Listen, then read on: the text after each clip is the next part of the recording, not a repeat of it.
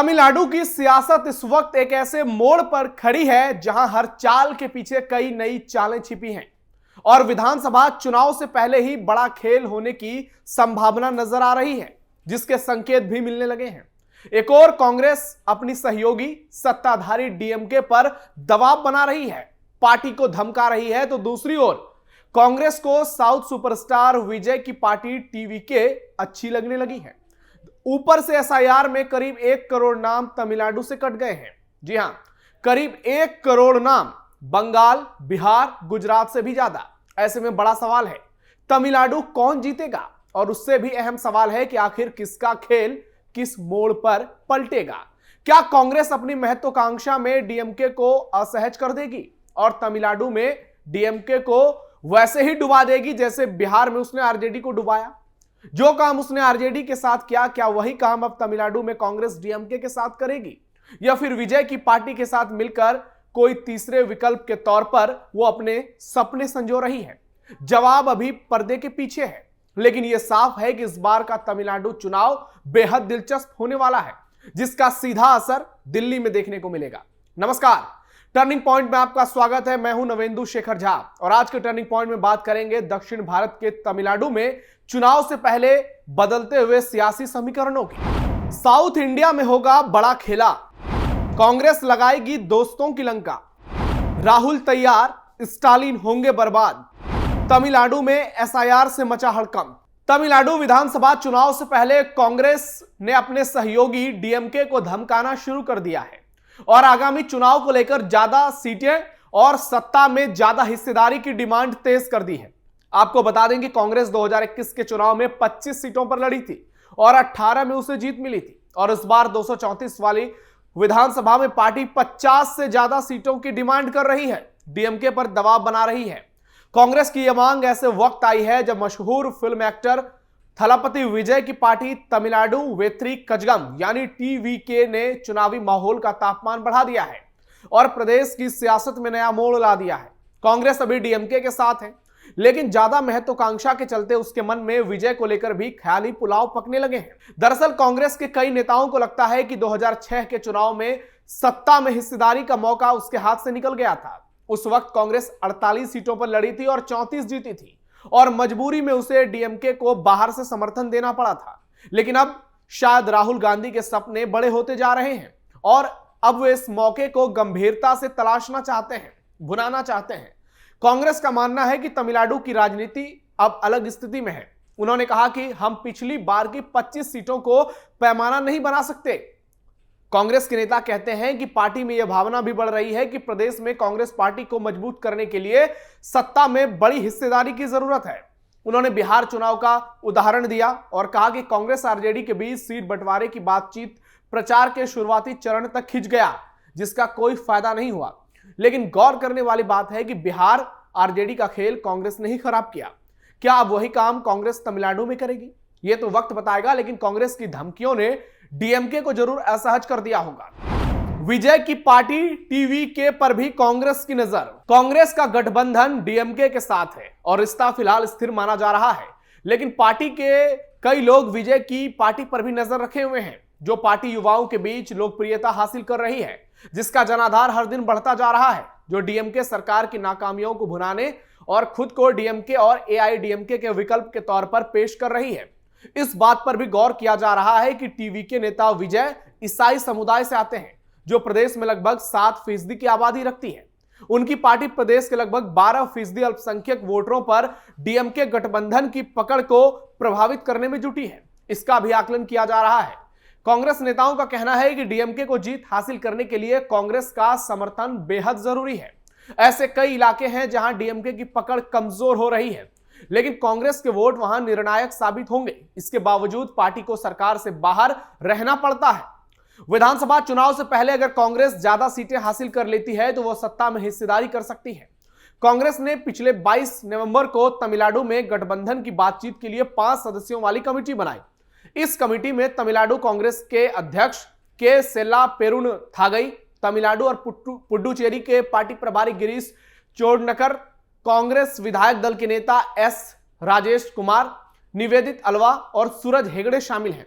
Committee सदस्यों ने हाल ही में सीएम स्टालिन से मुलाकात की और अपनी शर्तें बता दी। इसी बीच कई कांग्रेस नेताओं ने एक्टर विजय की पार्टी टीवीके के साथ भी संपर्क साधा है और उनके साथ गठबंधन का शिगुफा भी छोड़ दिया। हाल ही में विजय ने कांग्रेस सांसद और विपक्ष के नेता राहुल गांधी से भी बातचीत की है, जिससे नए समीकरण बनने की चर्चा को हवा मिल गया है। वहीं विजय ने बीजेपी के साथ गठबंधन को खारिज कर दिया है। ऐसे में विजय पर अब हर किसी की नजर है और विजय को लेकर भी कांग्रेस और बीजेपी दोनों सीरियस नजर आ रही है। लेकिन चूंकि बीजेपी एआईडीएमके के साथ है और कांग्रेस डीएमके के साथ है, ऐसे में विजय एक थर्ड फ्रंट ही लेकर चल रहे हैं। अब देखना यह होगा कि उनके साथ किसका गठबंधन होता है। हालांकि कांग्रेस, उसका फायदा इसी में है कि वो डीएमके के साथ जाए। तमिलनाडु में क्या एसआईआर पलट देगा पूरा खेल? तमिलनाडु में सियासी दांवपेच से ज्यादा स्पेशल इंटेंसिव रिवीजन यानी एसआईआर की चर्चा है, क्योंकि एसआईआर के नए आंकड़ों ने प्रदेश में भूचाल ला दिया है। पूरे देश में एसआईआर के बीच तमिलनाडु में जब एसआईआर के नए आंकड़े सामने आए तो हैरान हो गए सारे के सारे लोग। जी हां, प्रदेश में एक झटके में 98 लाख लोगों के नाम कट गए। जी हां, 97,37,000 नाम कट गए, जो करीब 1 करोड़ हैं। इसके साथ ही प्रदेश में कुल वोटरों की संख्या 6,41,00,000 से घटकर 5,43,00,000 हो गई। प्रदेश मुख्य निर्वाचन अधिकारी अर्चना पटनायक के मुताबिक अब प्रदेश में 2,66,00,000 पुरुष वोटर, 2,77,00,000 महिलाएं वोटर हैं, जबकि 7,191 ट्रांसजेंडर वोटर हैं। चेन्नई में सबसे ज्यादा 14,25,000 नाम हटाए गए हैं। पहले वहां 40 लाख वोटर थे, अब 25,78,000 रह गए हैं। एसआईआर के तहत ऐसे नामों को हटा दिया गया जो या तो मृत हो चुके हैं या फिर वो दूसरे राज्य में चले गए हैं या फिर जिनका 2 जगह वोटर आईडी कार्ड है। तमिलनाडु के बाद गुजरात में 73 लाख से ज्यादा नाम कटे, बिहार में 65 लाख से ज्यादा और पश्चिम बंगाल में 58 लाख से ज्यादा। इसे लेकर स्टालिन की पार्टी डीएमके जमकर हंगामा कर रही है। वहीं तमिलनाडु बीजेपी अध्यक्ष नयनार नागेंद्रन ने डीएमके पर दोहरे मापदंड का आरोप लगाया है। उन्होंने कहा कि अगर डीएमके इसका विरोध करती तो वो इसका बहिष्कार कर सकती थी, लेकिन उसने इसका बहिष्कार नहीं किया, बल्कि एसआईआर प्रक्रिया में भाग लेना चुना और अब सियासी कारणों से इसकी आलोचना कर रही है। लोकतंत्र में ऐसा बचकाना व्यवहार स्वीकार्य नहीं है। यानी अखिलेश यादव वाला हाल हो गया। डीएमके का सपोर्ट तो कर दिया और अब हार का डर हो सकता है उनको सता रहा हो, तो अब वो उलूल फिलूल आरोप लगा रहे हैं। उदयनिधि स्टालिन की केंद्र सरकार को धमकी। स्टालिन के बेटे तमिलनाडु के डिप्टी सीएम और डीएमके नेता उदयनिधि स्टालिन ने चेन्नई में केंद्र की बीजेपी सरकार पर एसआईआर को लेकर जमकर हमला बोला। उन्होंने कहा कि बीजेपी अल्पसंख्यकों, दलितों और मुसलमानों का वोट एसआईआर के जरिए कटवा रही है, इसे सियासी हथियार के तौर पर उपयोग कर रही है। उन्होंने तमिलनाडु के नागरिकों से तुरंत जांच कराने का आदेश दिया, क्या उनका नाम सूची में है या नहीं। वहीं सत्तारूढ़ डीएमके पार्टी ऐसे किसी भी व्यक्ति का समर्थन करेगी जिसका नाम गायब है, ऐसा डिप्टी सीएम का कहना है। उन्होंने केंद्रीय गृह मंत्री अमित शाह पर दिल्ली से बनाई गई बाहरी रणनीतियों के जरिए तमिलनाडु की सियासत परिदृश्य को प्रभावित करने की कोशिश का आरोप लगाया। शाह के इस दावे का जिक्र करते हुए बीजेपी ने बिहार चुनाव में जीत हासिल की और अब तमिलनाडु को निशाना बना रही है, ऐसा उदयनिधि स्टालिन का कहना है। उनके हिसाब से ऐसे बयान लोगों को डराने के लिए दिए जाते हैं, जिसमें अमित शाह ने संसद में कहा था कि अब तमिलनाडु की बारी है। उदयनिधि आगे कहते हैं कि भले ही ऐसी चीजें बिहार या फिर मध्य प्रदेश जैसे उत्तर भारत में चल गई, लेकिन तमिलनाडु में यह फॉर्मूला सफल नहीं हो पाएगा। हो सकता है कि आप नॉर्थ में जीत जाएं, लेकिन साउथ में आपकी योजनाएं कभी सफल नहीं होंगी, ये स्टालिन कह रहे हैं। राज्य के लोग राजनीतिक रूप से जागरूक हैं और धमकियों से डरेंगे नहीं। कुल मिलाकर तमिलनाडु की सियासत इस वक्त ऐसे चौराहे पर है जहां हर दल की चाल अगले कई चुनावों की दिशा तय कर सकती है। कांग्रेस की बढ़ती महत्वाकांक्षा, डीएमके की सत्ता बचाने की मजबूरी, विजय की टीवीके का उभरता आकर्षण और एसआईआर से बदला वोटर गणित, ये सब मिलकर आगामी चुनाव को बेहद दिलचस्प बना रहे हैं। आने वाले महीनों में गठबंधन टूटेंगे या मजबूत होंगे, दोनों तरफ, डीएमके कांग्रेस का, एआईडीएमके बीजेपी का, यह भी साफ हो जाएगा।